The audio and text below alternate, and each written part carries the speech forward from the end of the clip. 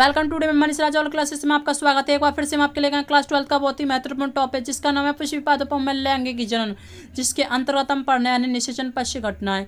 हमने निषेचन पूर्व घटना पढ़ चुके हैं और निषेचन पश्य घटनाएं पढ़ने वाले हैं।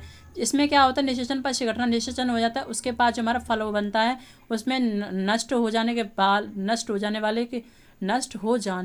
वाले फूल के भाग, यानी कि अब निषेचन के बाद जो हमारे नष्ट हो जाते हैं, जो फल बनता है उसमें कौन कौन से भाग नष्ट हो जाते हैं, आइए डिस्कस करते हैं हम।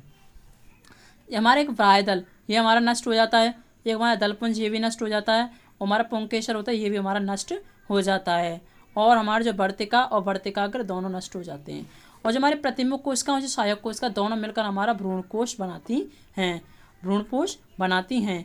अब हमारे साथ में हमारा बीजांड व्रत जिससे जो जुड़ा रहता है, बीजांड व्रत जिससे जो बीजांड से जुड़ा होता है, समझिए क्या, ये हमारा नष्ट होता है, लेकिन नष्ट तो होता है, लेकिन जो लीची होती है, लीची में इसमें एक मासूल ऊतक निकलता है जिसे एरिल कहते हैं, जो खाने योग्य होता है, समझिए क्या।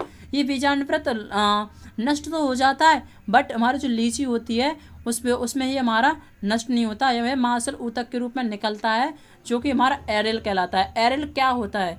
एरिल हमारा जो हमारे निषेचन पश्य घटना के बाद जो फूल का भाग जो बीजांड व्रत होता है वो नष्ट हो जाता है, बट जो लीची होती है उसमें ये हमारा नष्ट नहीं होता और मांसल ऊतक के रूप में निकलता है, जिसे हम एरिल कहते हैं, जो कि हमारे खाने के योग्य भाग होता है, इसको खा भी सकते हैं, समझे आ गया। और हमारा 8वें नंबर पता बीजांड का है, यह भी नष्ट होता है और कभी कभी एक पतली परत के रूप में होता है, जो कि परिभ्रूणकोश कहते हैं, जिसे हम परिभ्रूणकोश भी कहते हैं, यानी कि नष्ट तो हो जाता है, कभी कभी ये पतली परत के रूप में भी आ जाता है, जिसको हम परिभ्रूणकोश भी कहते हैं।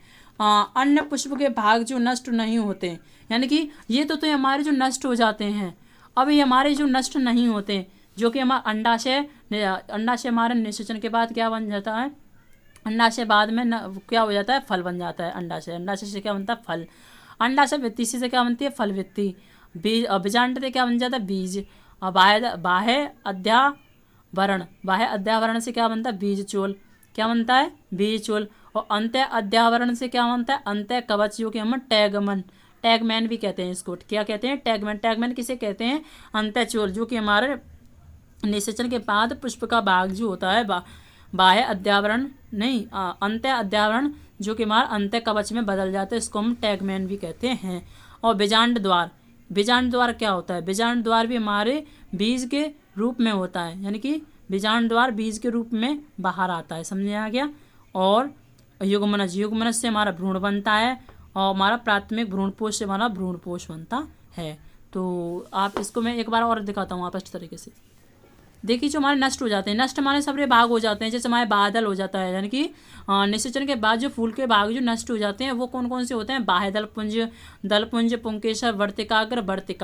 और जो हमारे प्रतिमुख कोशिकाएं और जो सहायक कोशिकाएं होता है भ्रूणपोष को बनाती हैं। अब बीजांड व्रत नष्ट तो हो जाता है, और हमारी जो लीची होती है, क्या होती है, एक लीची होती है, उसमें हमारा मांसल ऊतक के रूप में निकलता है, जिसको हम एरिल भी कहते हैं। अब क्वेश्चन आ सकता है एरिल किसे कहते हैं, एरिल हमारे जो लीची की जो मांसल ऊतक होती है उसको हम एरिल कहते हैं, जो कि हमारे खाने योग्य होता है।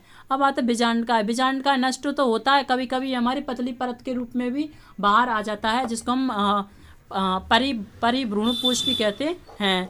और अन्य पुष्प के भाग जो कि नष्ट नहीं होते, यानी कि अन्य जो पुष्प के भाग होते हैं वो नष्ट नहीं होते, ये तुम्हारे नष्ट हो जाते हैं, ये हमारे नष्ट नहीं होते। जैसे हमारा अंडाशय हमारे फल, अंडाशय हमारे निषेचन के बाद क्या बन जाता है, फल बन जाता है। क्या बन जाता है, फल। अंडाशय से क्या बनता है, फल। ये क्वेश्चन भी आ सकता है कि अंडाशय से क्या बनता है, फल। और अंडाशय वित्ती से फल वित्ती बनती है। और बीजांड से बीज बनता है, समझ आ गया, बीजांड से बीज बनता है। और बाह्य अध्यावरण से क्या बनता है, बीज चोल बनता है। और अंत्य अध्यावरण से क्या बनता है, अंत्य कवच, जिसको हम टैगमैन भी कहते हैं। एक आता है जो बीजांड द्वार से हमारे बीज का द्वार बनता है, जिसके रूप में हमारा बनता है।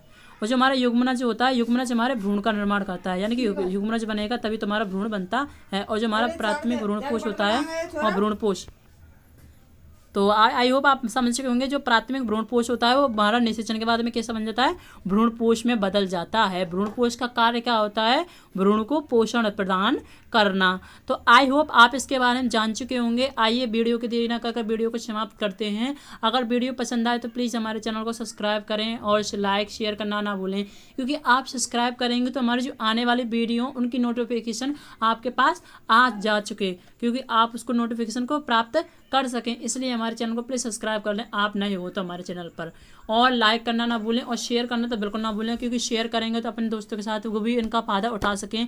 क्योंकि हमारे नोट्स हमारे किताब में बहुत ज़्यादा लॉन्गली निकाला होता है, बहुत डिफिकल्ट क्वेश्चन निकले रहते हैं, जिसके कारण आप इसको समझ नहीं पाते हैं। तो मैंने आपके लिए इतना मेहनत किया है, तो प्लीज़ आप हमारे चैनल को सब्सक्राइब करें, लाइक शेयर करना ना भूलें। धन्यवाद।